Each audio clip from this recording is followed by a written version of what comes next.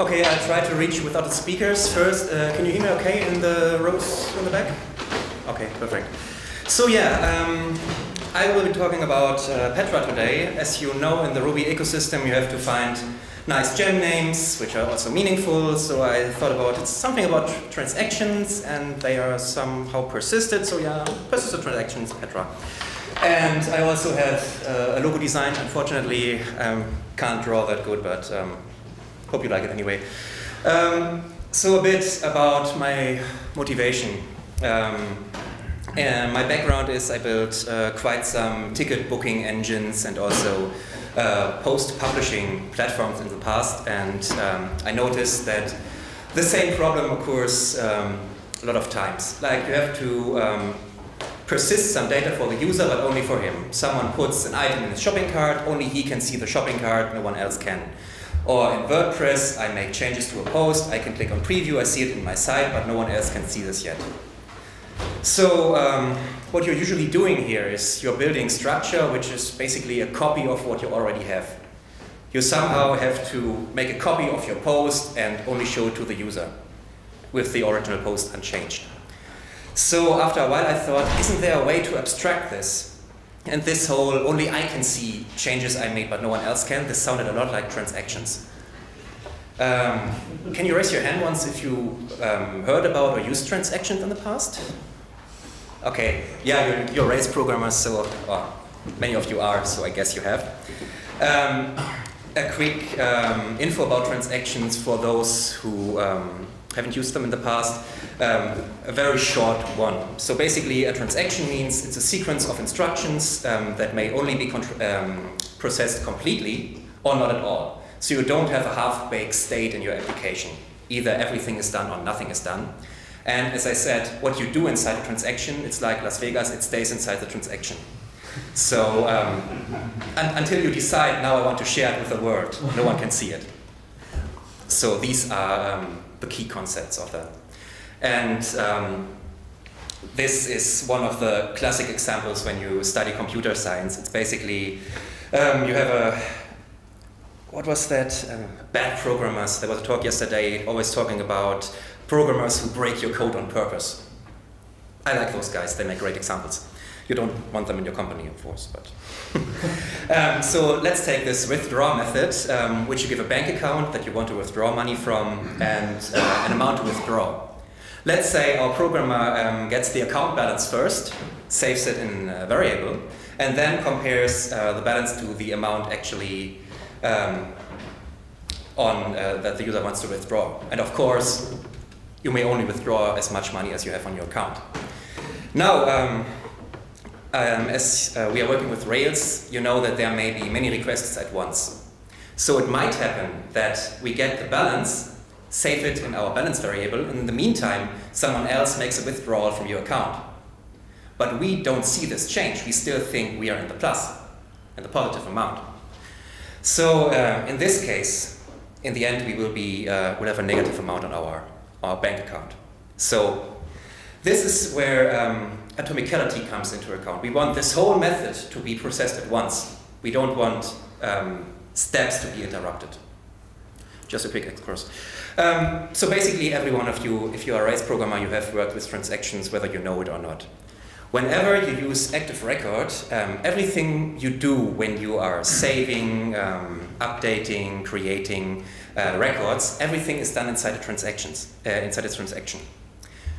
We have an after save callback here. And even if an after save callback, where you would think my changes are actually persisted, they are not.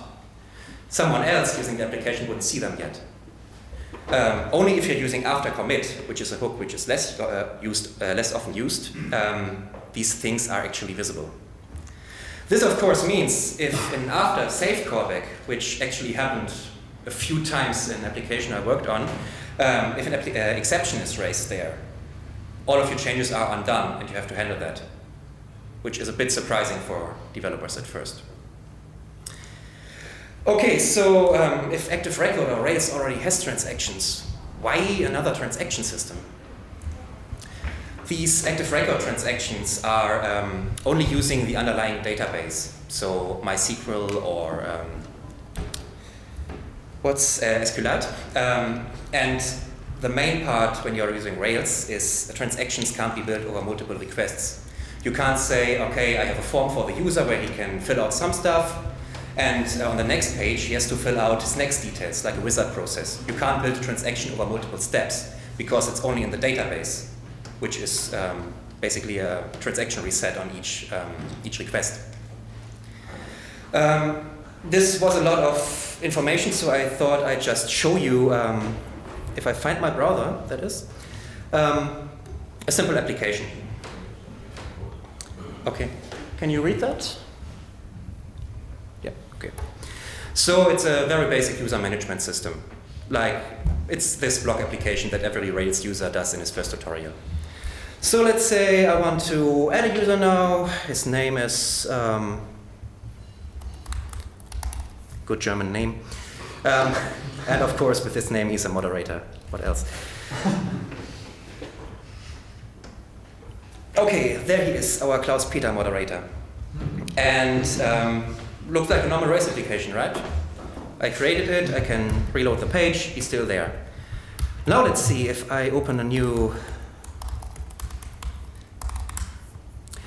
tab. Wait, what? That's when you show live stuff. 1 second, no, that is a private window indeed. Let me just reset that for a second. Okay. So what you should see is, that's because I am already in a private window. Why am I in a private window? Because stupid. I'm not used to having my presentations in a browser. Okay, so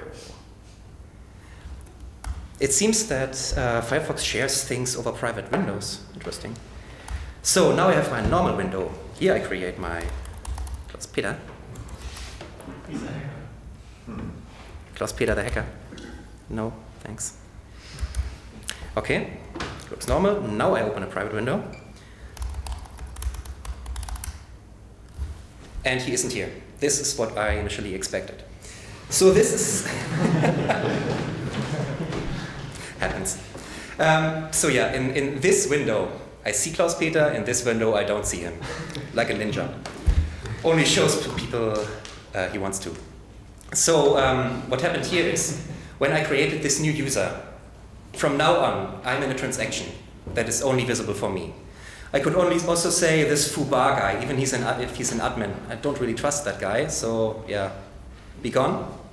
Again, in the other window, still there, no Klaus Peter. Silent revolution over there.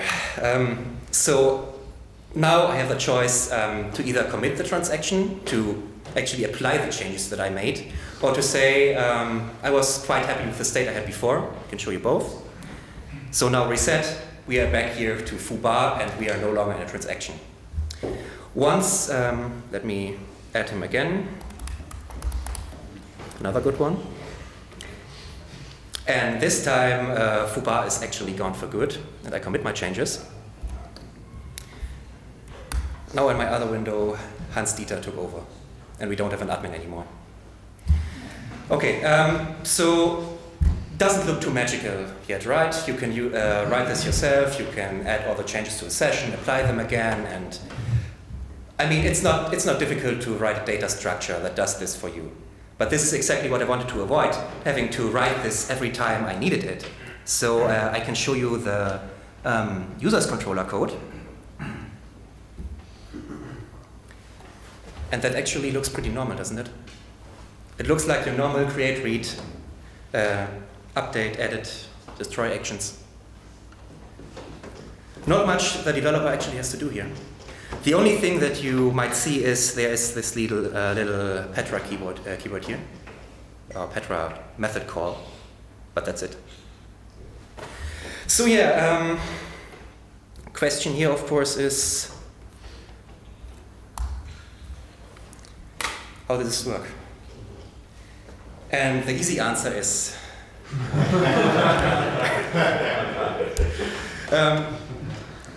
You're a Ruby programmer, so you know about magic, I guess. And you also know this famous WAD talk, which also features a bit of Ruby. No, but understanding what happened here based on a Rails application is a bit difficult. So when I started building Petra, I wanted it to work on every basic Ruby object, which is a lot easier to understand because you don't have all this Rails magic behind it. So yeah, I'd like to walk you through an easier example where we're just working on plain old Ruby objects. So, speaking about plain old Ruby objects, we built a very simple user class. It has two attribute accessors, which we allow setting and calling new on it, and we have a name function which just concatenates first name and last name.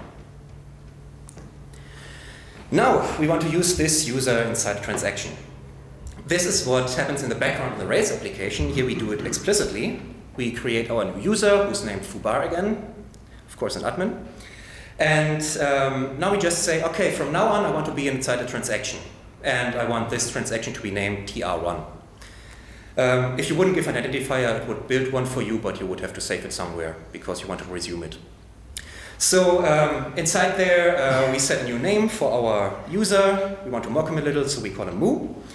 And if we run a puts on it, we actually get Moo bar inside the transaction. Once we go out of a block, it's back to Fubar. We didn't tell him about his name change yet. Lucky guy. And then, as I said, it's about building it on multi-section or multi-request. We later just say, okay, now I want to continue this transaction that I started first. And Moo bar really doesn't sound great. It's, we need an M at his last name. So now we just say, okay, I continue this transaction, and they say, now he's called Mumar. And inside the transaction, a puts username actually gives you Mumar. Outside, still Fubar. Okay, this guy's in for a surprise. So now, in our third section, we actually commit this thing. And afterwards, he's actually called Mumar in the outside world.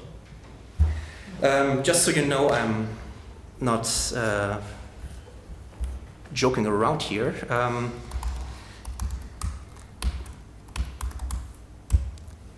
Let's just call this. And this looks pretty good. Don't care about this up here. Everyone has exceptions. This one's actually wanted. So yeah, it's actually Mumar, Fubar, Mumar, Fubar, Mumar. And the code looks exactly as I just wrote for you. I only said Petra is pretty verbose when it comes to logging at debug or info level. So I set it to warn, but that's the only extra code you will find in here. The rest is exactly as on the slides. Okay,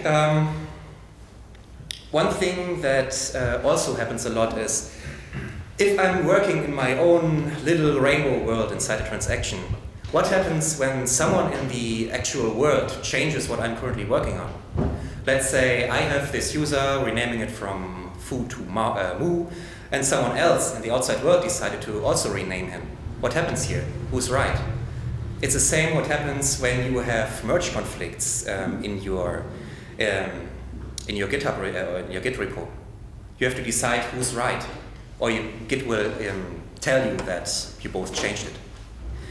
So generally, transactions are become invalid if an uncaught exception happens inside of them.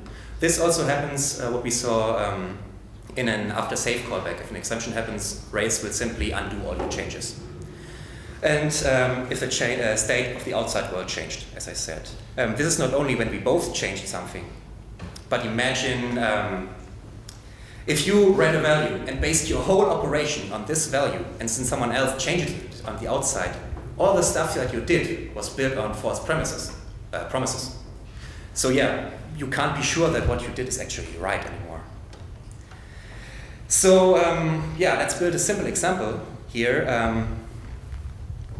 We have our transaction again, and then someone on the outside world just renames the guy. We change the first name to Mu in our transaction, the other guy changes it to Root. And then we try to work further on the data we had before in the transaction. What will happen here is Petra will actually tell you, like when you pull from a from a Git repo and you've made changes yourself, it will tell you that something went seriously wrong there.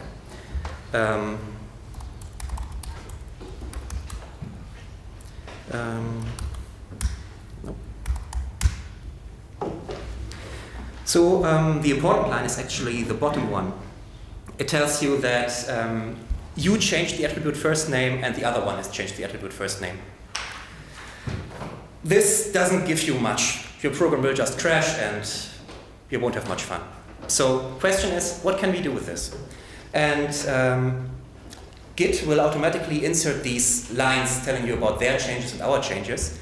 And Petra does the same for you. If I find my browser again, there it is. This just is the last section of our transaction. So as we just saw, a petra write/error was thrown. And we can actually catch this inside our transaction system, transaction section.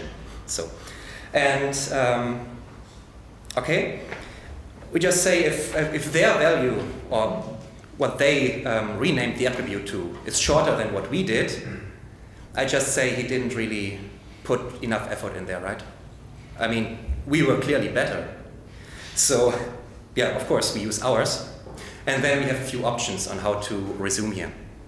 We can either say, okay, this section didn't really go as planned. We just say, okay, we want to use ours. We want to ignore what the other party did and just retry it. In this case, it will go to the top of this section and run the code again. Or we can say, yeah, I'm not really sure if I want to continue. I just want to reset the whole transaction.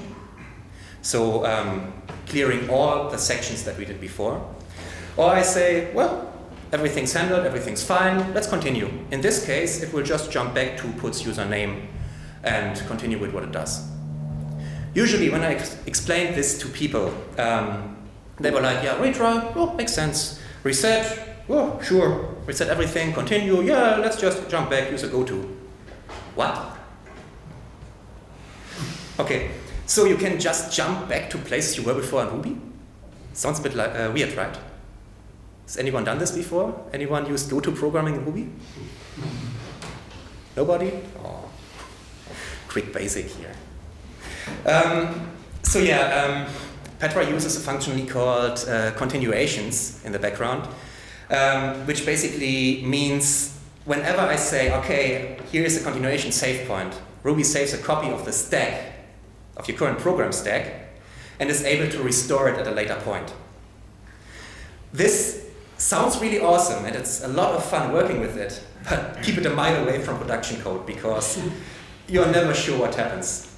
Because, for example, instance variables and stuff are not really part of the stack at this point, so you may have go back to your program execution, but everything around you is different, and you will run into really weird errors you will run into really weird errors. So yeah. Currently, Petra is just a proof of concept, but I think it's a really neat idea, especially with the Rails extension. So I thought, wouldn't it be great if some people would be interested in it and actually would like to help me build something out of this? Currently, as I said, keep it miles away from production code, but maybe one day we don't need this. We don't need an own model for drafts anymore, maybe even for shopping carts. Later it will become a booking. Why do we have to have a shopping cart? It's just a booking, only for me. So, yeah. Maybe, if some of you are interested, pull requests, issues, everything is welcome.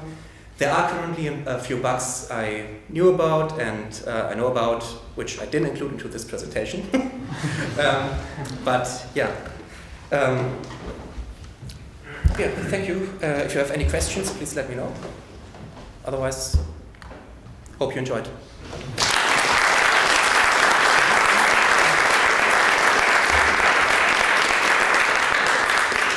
By the way, I only thought about holding a talk here yesterday, so this was a bit rushed. Hope it was okay anyway.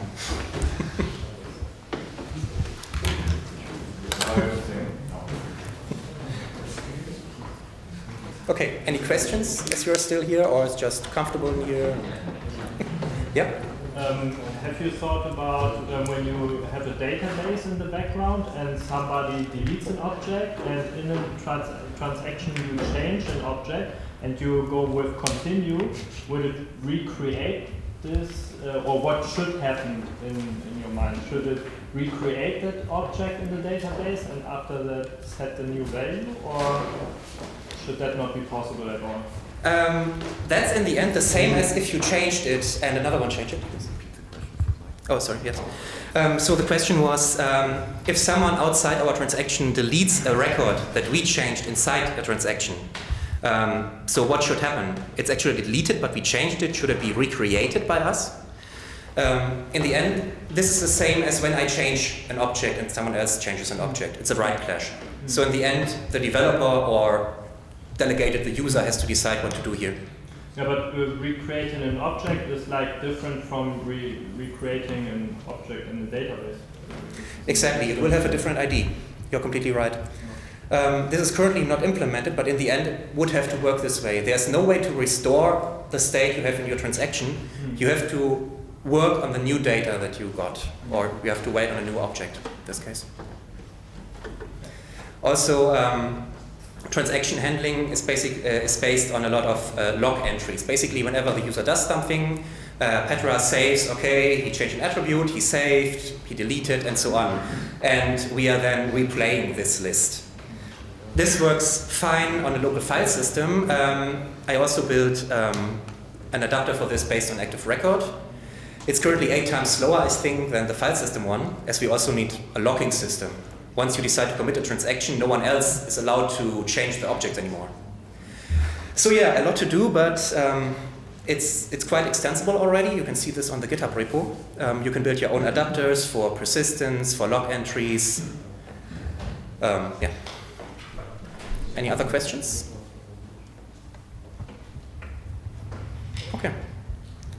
Thank you all.